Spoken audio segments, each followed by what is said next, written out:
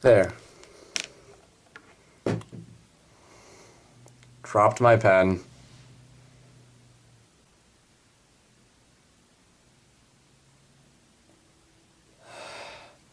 That's the third time today.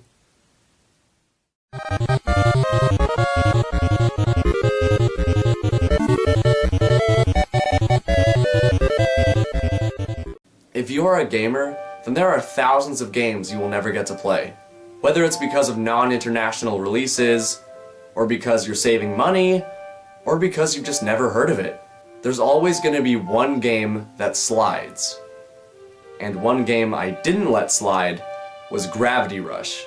Gravity Rush is a very unique game. In fact, it's probably one of the most unique games I've ever played. There just isn't another game quite like it. And there's only one way I can prove that to you.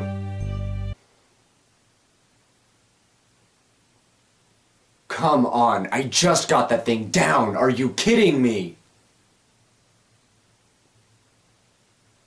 Just get to the gameplay, just get to the game. So as per usual with the reviews on my channel, let's start with the game's story. Basically, I can't say anything without spoilers, but I can say what knowledge you start the game out with. You start the game and you are a girl named Kat in a city called Hexville, and she has intense amnesia. Also, she has a cat that gives her the ability to control gravity. I mean, but that's just an insignificant figure, really. I mean, it's not like gravity is in the title of the game at all, like, it's definitely not the most important part of the game in the slightest. Yeah, definitely. Your general goal in the game is to find out about Kat's past and to stop the results of this weird black hole thing that's spawning these monsters called the Nevi. And the game's fascinating plot is rounded out by little side quests like getting Kat a place to live and saving other civilians using gravitational abilities, meanwhile meeting and interfacing with tons of interesting characters along the way. When I first started this game, I had no idea what I was getting into. All I knew was that there was something involving beating things up and doing gravity stuff. The second I reached the cat and got access to the abilities of gravity control, I was intrigued beyond belief. The first time I saw a cat launch into a gravity-defying chunk of sidewalk, I literally said, "What the?" And that was a good what the, by the way. To avoid spoilers, I won't say anything too detailed, but after you first use your gravitational powers, you have access to the open-world city of Hexville. However, let's save that for later. Less than a minute into the game, you will discover one of the game's coolest parts, the cutscenes and cinematic elements. The first thing you'll notice is the normal cutscenes, which were fine. Especially because they were remastered. And then the comic book-like scenes come along. This is one of my favorite parts of the game. These cutscenes are so expressive and beautifully designed, and they make me want to have an actual Gravity Rush comic book. One can dream. Every character was designed with such amazing detail, and the story and text is wonderfully displayed in this format. Not to mention that every part of the story missions has these in them. So not only do you have some crazy gravity switching gameplay to play with, but you have some comic panels to please the eyes too. And Hexville is a beautiful city on its own. Now, I've explored a lot of open worlds in my day, but exploring this one is much more fun. Imagine running around in Italy in Assassin's Creed 2, but you could run on walls. Well, you can run on walls in that game, but, like, imagine horizontally standing on a wall. You get the point. Let me put it this way, exploring through Hexville is an experience that you won't soon forget.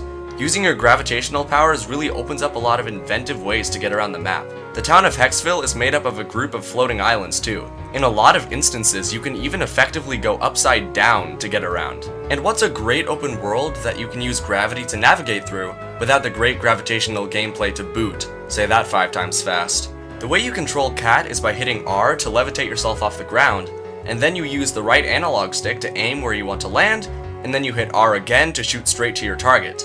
I'm not gonna lie, these controls are a little finicky and take some getting used to, but it's not like it's unplayable. You just need to get your sea legs, so to speak. Or your air legs, that makes more sense. As you move around in anti-gravity, you have a slow meter that dictates how long you can use your powers. If the meter runs out, you return to normal gravity and you slam into the ground. Also, there's no falling damage. If there was, you would lose a lot of health and you would die a lot. However, there are gravity crystals everywhere that allow you to get your gravitational powers back mid-switch. Then there's purple crystals floating around that you can use to upgrade your abilities and...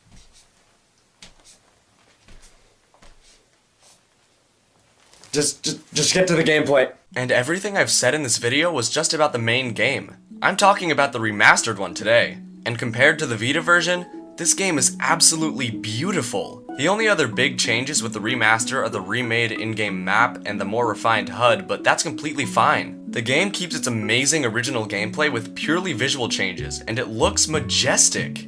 As much as I loved how much they kept the original gameplay and only added visual changes, the original gameplay had some flaws. For example, gravity kicking mid-air sometimes tracks like a military missile, and sometimes it misses even though you are literally right on top of the target. You literally just have to hit the square button to attack, and besides other special attacks, that's it. The inconsistency of your ability to land your gravitational attacks is quite irritating. But besides that, every other part of this game is basically flawless in my eyes. If you have a PlayStation 4, for the love of God, Allah, Vishnu, whatever religion you're a part of, buy this game. And if you don't have a PS4, just buy the original because the base game is just as good as the remaster, minus the graphics and design, that is. Oh, and there's one thing I forgot about. I believe I can slide. I believe I can pummel that guy. Everyone hits the floor. Watch out for that door.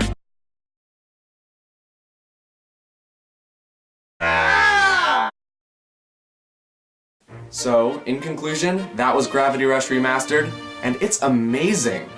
Does it have some problems here and there? Yeah, absolutely. You could point out any good game anywhere and it would have small problems here and there. Although the aiming with the gravity kicks is pretty bogus sometimes, and the ending being pretty lackluster, although setting everything up really well for Gravity Rush 2, I might add, this game has more upsides than downsides. Another thing that makes this game really great is how unique it is. I said it at the beginning of this video, and I'm gonna say it again. I have never played, seen, or heard of a game quite like this. Let's just hope Gravity Rush 2 is as good as this one, am I right, guys? Wait, it's already out? Hey everyone, thanks for watching. If you liked the video, then give it a like. And if you really liked it and you want to see more of my content in the future, then feel free to subscribe. Follow me on Twitter. On the left, you can watch my review of Harvest Moon Skytree Village, and you can check out my friend Digiman's video on an educational game called Sharks that he dedicated to me. Yet again, thanks for watching, and I'll see you guys in the next one.